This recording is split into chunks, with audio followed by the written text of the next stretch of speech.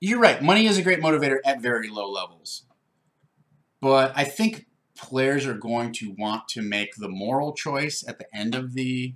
Like, when you say you're going to need this guy for later, I assume you're going to need him for, like, level 4 or level 5 or something like that. And I think they're gonna make the moral choice at that point, as opposed to making the rather mercenary choice of we're going to side with the guy who's got money.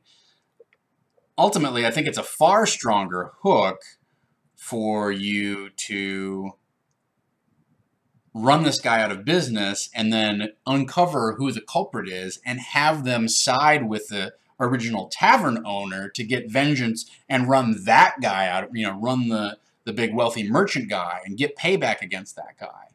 If you ever watch the show Leverage, that's what that whole show is about, is large, villainous, kind of powerful people doing bad things and the underdogs getting the better of them every week.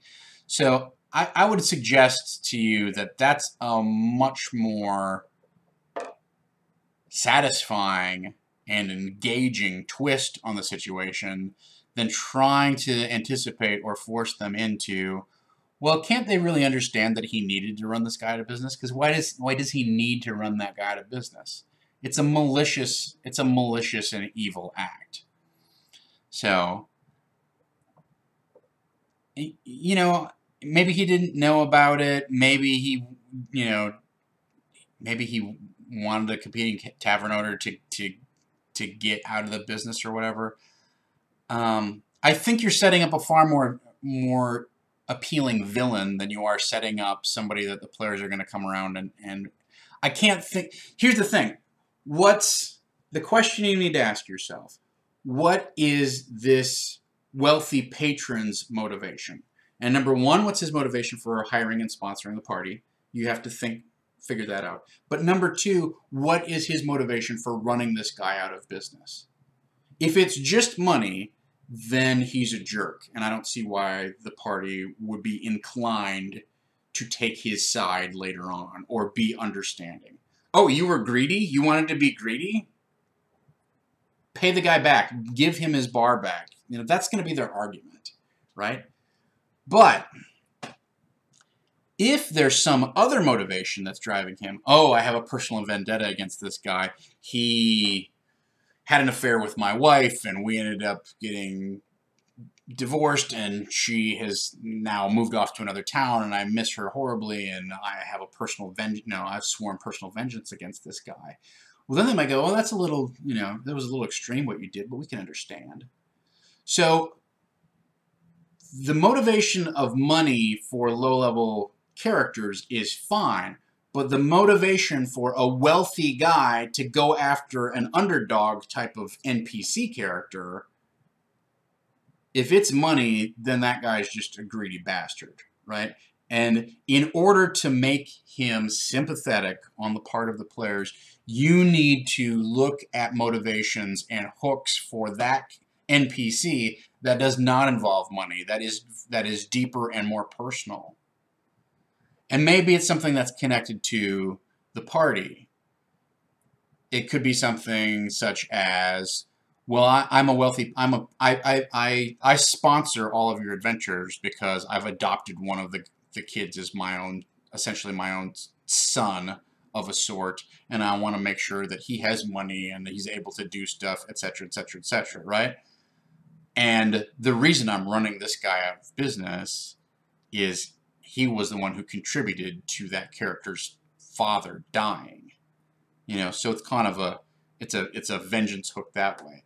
But that's the main question that you have to ask yourself. If I'm going to paint this wealthy patron as somebody who's sympathetic, then I need him to have a sympathetic motivation, something that the party can go, oh yeah, all right, I can connect with that.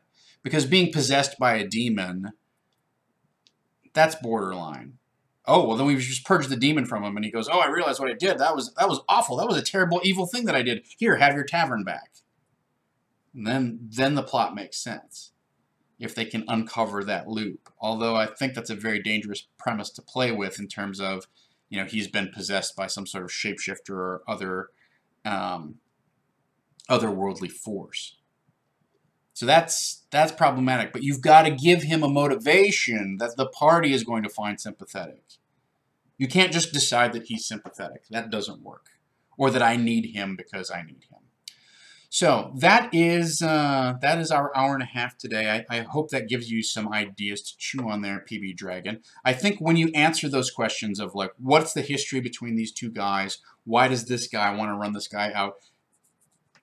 Give it motivations that are personal and interesting and that the players can empathize with, and then you'll have a more likely outcome of the party coming back to seeing the side of the wealthy patron. But if it's purely mercenary and shallow and selfish, they're going to see that guy as somebody who's mercenary and shallow and selfish. All right.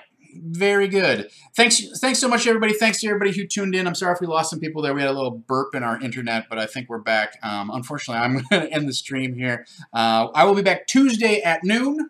I will see you then. Thank you to all of our regulars who joined in. Thank you to all of our new players who popped by. Once again, if you want that map that I showed you earlier, that is a link to this map right here. You can download a version of this, electronic version of this for your own use if you're going to play Sunless Citadel.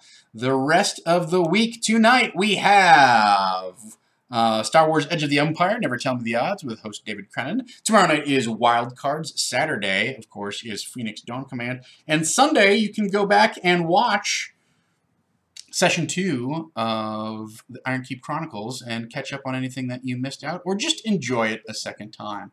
So, thank you so much for joining me. I hope you all have a great weekend, and until next time, let's dungeon! Yes, I'm 15 for 15! Oh, the record continues.